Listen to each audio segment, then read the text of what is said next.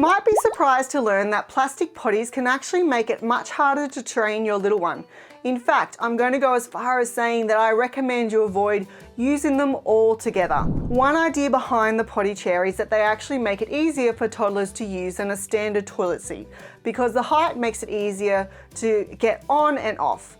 But the problem is, they are generally lightweight and plastic, so they easily tip to the side when your toddler is getting on and off them, and this can deter your little one from using them in the first place. The small size of the potty is also thought to make it less intimidating for children than a traditional toilet.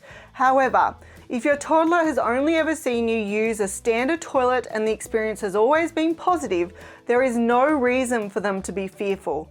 If they've never observed anything that would lead to a negative association with an adult toilet, then it is highly unlikely that they're going to be intimidated by it or fear it. In fact, their desire to mimic us and be just like us is likely to make them want to learn how to use the toilet to be just like us as well. If they are nervous or fearful, one of the most common reasons is because they're afraid they'll fall in because the standard toilet seat is too big and their feet can't touch the ground. But there's a very simple way to overcome this. A family-style toilet seat will provide a more appropriate size seat for them to use. Couple that with a footrest and you'll provide a comfortable, easy to use solution for your toddler that also alleviates those fears. Now, these are just two of some of the items I recommend when toilet training, and if you want to get my complete list of all the essential items I recommend using when toilet training, make sure you click the link in the description box below to get the free toilet training essentials guide. Another selling point of the potty is that it can be moved around the house if needed. Now, although some people might think this is a great thing, the process of becoming toilet trained means that the child needs to learn all the steps to toileting. This means they need to recognize the signs that they need to go, they need to actually get to the bathroom in time, they need to remove their clothing, go to the toilet itself, then wipe their bottom, pull up their clothing, flush the toilet, and then finally wash their hands. When you move the potty into another room, potentially the lounge room where there's a TV that they can sit and watch while they're on the toilet, your child doesn't get to do all these steps.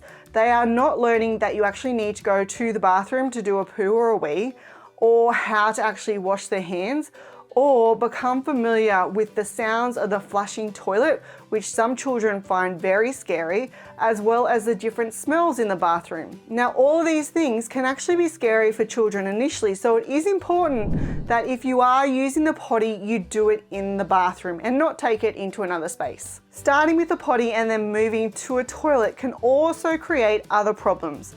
For example, your toddler is going to have to use a standard toilet seat when they go to the park, to the shops, or visit family and friends' houses. And if they're only used to using a potty, they are going to be more likely to be resistant to using that standard toilet seat when they're out and about. Also, for some children, moving from using a potty to using a toilet can be a big process and essentially be like starting toilet training all over again. Toilet seat reducers, which are items that sit on top of a traditional toilet seat and reduce it to a child-friendly size, are also another item that I would avoid buying in the first place. And that's because toilet seat reducers can actually pinch your child's bottom, which leads to the child becoming fearful of the toilet and refusing completely to sit on the toilet.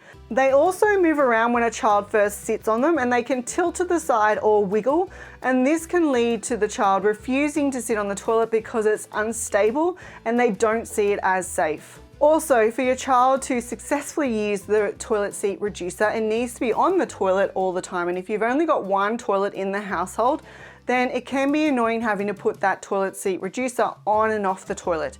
Your child is going to need to use a child-sized toilet seat for years and years to come.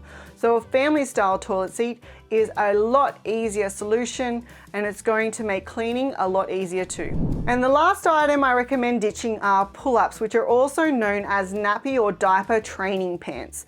So pull-ups are sold as a great middle step between a nappy and underwear. The main selling point is that when your child uses pull-ups, they are learning how to pull them up and down, which is going to make it easier for them to transition to underwear as they learn how to do this skill independently. But pull-ups are as absorbent as nappies, so they are going to absorb any accidents.